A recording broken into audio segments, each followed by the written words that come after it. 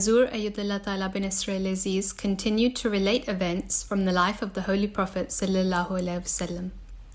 Towards the end of the sermon, Hazrat Mirza Aziz spoke in relation to Palestine and requested continuous prayers. جیسا کہ میں کئی خطبوں سے ذکر کر رہا ہوں فلسطینیوں کے لیے دعا کا، آج بھی اسی بارے میں کہنا چاہتا ہوں، دعائیں جاری رکھیں۔ اب تو ظلم کی انتہا ہوتی جا رہی ہے۔ حماس سے جنگ کے نام پر معصوم بچوں، عورتوں، بوڑھوں، بیماروں کو مارا جا رہا ہے۔ ہر قسم کے جنگی اصول و ضوابط کو اس نام نہاد دنیا نے اسے کچھ ڈال دیا۔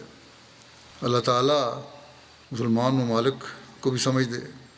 حضرت مسلمہ رضی اللہ عنہ نے 72-73 سال پہلے یہ تنبیہ کی تھی کہ مسلمانوں کو ایک ہونا چاہیے۔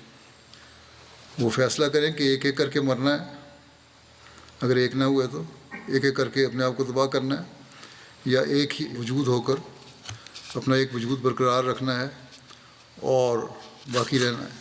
کاش کہ اب بھی یہ لوگ سمجھ جائیں اس بات کو اور ایک ہو جائیں۔ حالت تو یہ ہے کہ مجھے کسی نے بتایا کہ عمرہ پر جانے والوں کو کہا جا رہا ہے کہ وہاں جا کر فلسطین یا اسرائیل کی جنگ کے بارے میں کوئی بات نہیں کرنی۔ وہاں کی حکومت ویزا دیتے ہوئے یہ ہدایت کرتی ہے۔ اگر یہ صحیح ہے تو انتہائی بزدلی کا اظہار ہے حکومت کی طرف سے، مسلمان حکومت کی طرف سے۔ بہرحال عمرہ کی عبادت کا حق ادا کرنا چاہیے۔ اس دوران تو بہرحال کسی قسم کی ایسی باتیں نہیں ہوں گی، لیکن مظلوم فلسطینیوں کے لیے دعا تو ضرور کرنی چاہیے۔ اور جانے والے ہیں، کاش کہ وہ اس دعاؤں کو بھی یاد رکھیں۔ مسلمان حکومتیں بھی آواز اٹھاتی ہیں آج کل، تو بڑی کمزور آواز ہے۔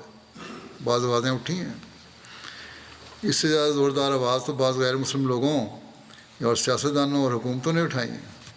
اللہ تعالیٰ مسلمانوں میں بھی جرأت اور حکمت پیدا فرمائے۔ UN کے سیکرٹری جنرل بھی اچھا بولتے ہیں، آج کل تو زیادہ اچھا بول رہے ہیں، لیکن ان کی آواز کی لگتا ہے کوئی اہمیت نہیں ہے۔ لگتا ہے کہ اس جنگ کے خاتمے کے بعد جب یہ اگر یہ مزید پھیل گئی اور عالمی جنگ کی ضرورت اختیار کر لی تو UN کا بھی خاتمہ ہو جائے گا۔ اللہ تعالیٰ دنیا کو عقل دے۔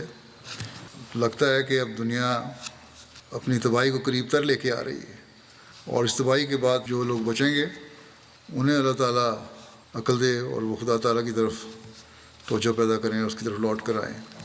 بہرحال ہمیں اس حوالے سے بہت دعائیں کرنی چاہیے۔ اللہ تعالیٰ دنیا پر رحم فرمائے۔